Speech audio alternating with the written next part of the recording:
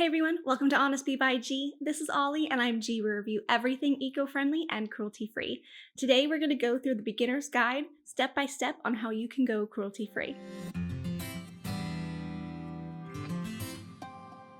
Hey everyone, and Ollie is back here today, and I thought this was the perfect opportunity to have Ollie here with us as we talk about the first steps to becoming cruelty-free and how to make that transition just a little bit easier. For me, my switch to cruelty-free was all inspired by this little guy right here, and then I'm going to review some of the best and easiest ways I found the switch to cruelty-free was, because at first it's a lot. It's a lot of information and there's a lot of misconceptions in the world, and I want to clear that all up with my easy guide today. So we're seeing the words like cruelty-free or vegan or clean really flowing around a lot lately, but there's a lot of misconceptions behind it. There's also a lot of confusion as to what is, what isn't, how to start, all that shenanigans. So to start off, I want to give a little bit of background information about cruelty-free. I don't want to get into exactly what the process is, and I don't think that's my place to explain or show any kind of graphic content. I'll leave that up to your discretion on how you would like to go about educating yourself as to the actual process. Often we think of cruelty-free, we think of course, the label of a bunny, but we don't think about all the animals that are actually undergoing these tests. We often assume that they are mice or rats, but a lot of times they're used on rabbits because they're kind of considered a expendable animal. I know, Ollie, I'm sorry you had to hear that. But a lot of people also don't realize that along with mice and rabbits, there's also guinea pigs, hamsters, sometimes even cats and dogs, especially beagles, because they're considered a lot more docile and malleable. Obviously, I don't need to start and tell you that this is cruel and unusual and simply doesn't make sense. The way that an animal skin reacts doesn't mean that it's going to be the same as a human. So I think this is really outdated and, I'm trying to be nice, cruel way of going about testing to see how a product performs. So why do we still use it? I have no idea whatsoever, and I don't like it. The fact is that it still exists, and there are still thousands and thousands of animals being used every month to test the products that we're using on our face. Now, that's not used as a way to guilt you. That's just as a matter of fact way of informing you of what goes on behind the scenes of things that we're taking for granted or just simply not thinking of on a daily basis. And so my goal with this video is to help give you the tools to make a more informed decision. I think it's also really important to point out that when we think of cruelty-free, we often just think of makeup and skincare, but it actually goes so much further than that. So I'm going to read you guys kind of a list of some of the things that use animal testing. So that can be anything from makeup and skincare, like I said, to hair care, toiletries, nail polish, feminine care, cleaning products, laundry detergent, contact lenses, Trojan condoms, Band-Aids, Vaseline, and sticky notes. Now that we've heard some of the ridiculous items that are used to test on animals, let's talk about some of the brands that are not cruelty-free in some of the following categories that I just listed off for you. And I'm just going to give you an example of some, not all. I'll give you resources in the description box to find that full list. But I'm just going to shout out a couple household common fan favorites. So for makeup, those would include Benefit, NARS, MAC, Maybelline, Shiseido, Rimmel, Bobbi Brown, Revlon, Dior, Chanel, Tom Ford, Estee Lauder, Clinique, L'Oreal, and Makeup Forever. When it comes to skincare, some of your common ones are Neutrogena, CeraVe, Vanicream, Cetaphil, Clinique, Kiehl's, Origins, Fresh, La Mer, Lancome, Caudalie, and Aquaphor. Some of your hair care products that are still not cruelty-free include Pantene, L'Oreal, Aussie, Bedhead, Herbal Essences, and Tresemme. So some of these other brands that are coming up are going to be a little bit more surprising, and you're going to say, why is that tested on an animal in the first place? Beats me. Let's start with toiletries. So those are things like Crest, Colgate, Listerine, Arm & Hammer, Dove soap, Dial soap, and Sensodyne. Nail polish includes those like Essie, Sally Hansen, and OPI. Here's a gross one, feminine care. Companies like Always, Tampax, and Kotex use animal testing, which should make us think, what is being put in tampons and pads that has to be tested on animals for safety? We'll talk all about that another day because I'm gonna bring you all new brands for that subject matter. When it comes to your cleaning products, you've got your Windex, Clorox, Lysol, Dawn, OxyClean, Pine Sol, and Swiffer. And your laundry detergents, yep, even those, Tide, Downy, Gain, Woolite, so many of these things still test on animals to test for sensitivities in humans. The funniest thing about some of these brands, especially when I look at laundry detergents, is these are the brands that still test on animals to see if the ingredients are safe to use on humans or not. And yet, these are some of the brands that use the most potent chemicals that someone like myself is highly allergic and can go into a lupus reaction for in a heartbeat. So, what are these tests actually testing if they're still hurting humans? So, we've gotten that out of the way. Let's go into the concrete steps. I'm going to give you three, of my top 3 steps that are beginner friendly for getting into cruelty free. My first tip is look for the logo. The easiest way to go about this is to look on the back of a product and see if it has one of the following logos.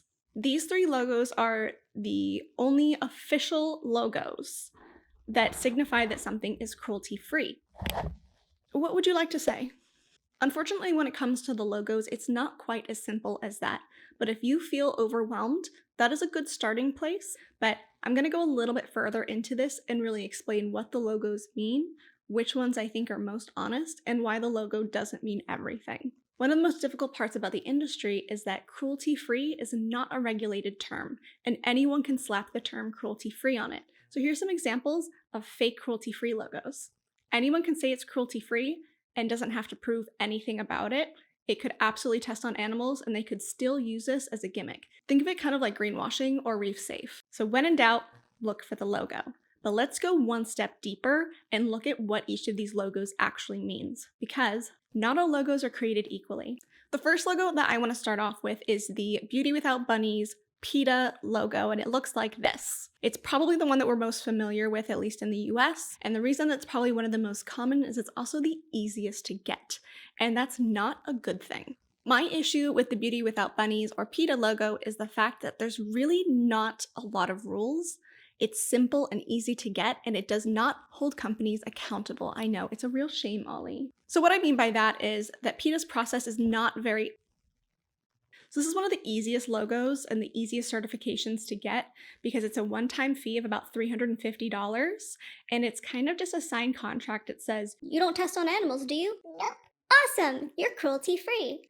and that's it. There's a lot of room to slip through the cracks and a lot of room for lying to get through to use this logo. It's not that expensive, and it's really just kind of like a handshake, and if you do something bad, a little slap on the wrist, and that's it. And if you're not willing to go through the whole vetting process of getting one of these other logos, it kind of makes me feel like you have something to hide. I'm all about transparency, and I'm not into investing my time, money, or effort into a company that's not willing to be transparent about how they treat animals. The second most famous logo is the Leaping Bunny logo, and this is my second favorite logo because there's a lot more that goes into earning this certification. It costs a bit more and does require audits, and that this company hires an independent company to come in and can do random checks on your business and your suppliers to make sure that you are as cruelty-free as possible. They also require a lot more legal proof and documentation throughout the line of production of your products or your company to be approved. So this means that a company is willing to be a lot more transparent with all of their documentation and willing to pay a little bit more for the certification. Let's move on with the last logo, which is your Choose Cruelty Free logo. So this is a nonprofit company that started in Australia. This one is the hardest one to get because not only do you have to prove all the documentations, pay a fee, you can't sell in mainland China, you have to show that all of your suppliers also don't do any kind of cruelty-free testing, as well as all of your ingredients are vegan. So this is the only one that also vets that you are using no animal byproducts in any of your materials, which is also a big note for some people, because cruelty-free does not equal vegan, and vice versa. Just because something is vegan does not make it cruelty-free. So that is the absolute most difficult step in this guide. So the rest are going to be a little bit easier. So if you got through that information, congratulations! You just got through the hardest part. My second step is find a friend. Yes, that does mean that you can have a friend join you on this journey and you can hold each other accountable. That's one way of looking at it. But what I really mean is to look for creators, and that doesn't necessarily mean myself, although I do like it, but look for creators in the YouTube, website, blogging, and Instagram world that you feel most connected to, or that you feel is honest or aligned with your point of view. That's a great place to start off. And following them and watching either their videos or saving their posts on Instagram when they have infographics or are talking about a certain brand is a great way to find brands that you will fall in love with as well. And if they say that it's okay and you like their opinion on cruelty free, that's a great way to start kind of mimicking and changing out your products or looking to see what they suggest. So my cruelty free journey started this way back in 2014 when I got this little guy right here, and I decided to cut cold turkey and go cruelty free with all of my products. I was super overwhelmed at first and didn't know where to start. I followed this step and I found a friend, and my buddy was Logical Harmony, which is Tashina Combs, and she is on YouTube, has a blog, and has an Instagram. And I started off by watching her YouTube channel and watching her review products, as well as religiously reading her website, where she has an amazing breakdown and has vetted several companies. Hundreds of companies. I don't know why I'm downplaying it. She's incredible. So I definitely recommend going to some of those sites when you want to know if a company is cruelty-free or you learn about a product, is go to places like Logical Harmony, Cruelty-Free Kitty, or Ethical Elephant. Those three are my favorite go-tos, and I trust their opinion so much on products because I know how much love and attention that they put into it. There's no shame in believing them and purchasing what they suggest and kind of following in their lead. And that's exactly what I did with Tashina. So I strongly suggest saving these websites as bookmarks and often referring to them as a resource for what is and is not cruelty free. I also think it's important to look into several creators and find which one aligns with you, as well as the one that might differ from you a little bit, because we all have different skin tones. We all have different opinions on certain companies, even if it's cruelty free. Maybe this person doesn't like this formulation, it doesn't work on them. Another person is allergic to this ingredient, like myself. Or someone like me focuses a little bit more on sustainably made products as well as not containing any kind of fragrance. So each of us will have a little bit of a difference, and you should stick with your gut on what you feel most comfortably aligns with your values. And that's what's most important on this journey. It's not about how others perceive it or if you're following all the steps perfectly. It's about formulating your values and your habits to what makes you feel fulfilled and what makes you feel most comfortable. You do not have to follow any strict guidelines. As I say that, here's my third guideline, which is independent investigation. And by that I mean there are constantly brands being released every single day in all of these different categories between skincare, makeup, feminine products, household cleaning items. If there's a brand new company and you're not seeing it pop up on cruelty-free sites like Logical Harmony, Ethical Elephant, or Cruelty-Free Kitty, it doesn't mean that it's not cruelty-free. It just might mean that they haven't gotten around to it yet. So don't be afraid to email the company yourself. So I'm going to give you my email template when I'm looking at a company, because there are plenty of times that I've looked at a company and it's extremely small or it just started out, that I haven't gotten any information when I look on the other sites, but that doesn't necessarily rule them out.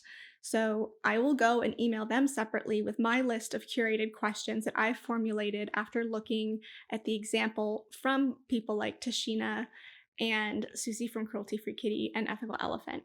So I'm going to give you guys that template, which looks like this. And you can feel free to screenshot this if you'd like. And I'm also going to go in depth in my next video about some of the responses I've received and what I think is a really transparent answer to these emails and what I think is a shady response that beats around the bush to avoid the cruelty-free question because they in fact don't know the answer or are not actually cruelty-free. So I'm really sorry if that was a lot of information, guys. I'm definitely trying to simplify it as much as possible. It's a lot to take in. It's a lot to absorb. Oh, bunny hair. And it's a lot of information coming at you at once. Take it step by step.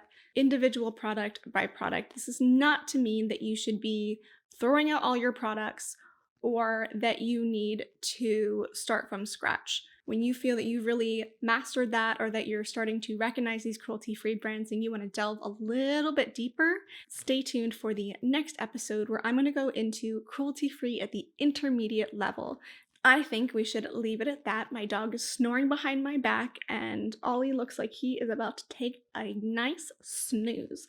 So if you enjoyed this, make sure you hit that like button and come see me every week. I'm always posting new content over here. I will leave you with that because that was a lot to go through. So thank you for joining Ollie and I hope you enjoyed it. I hope you got some nice notes down, and feel free to screenshot anything at any time. And I will be coming out with a blog post and some more infographics on my Instagram that you can always save and you can refer back to. So thank you guys. I hope you have an awesome and cruelty-free day. Bye!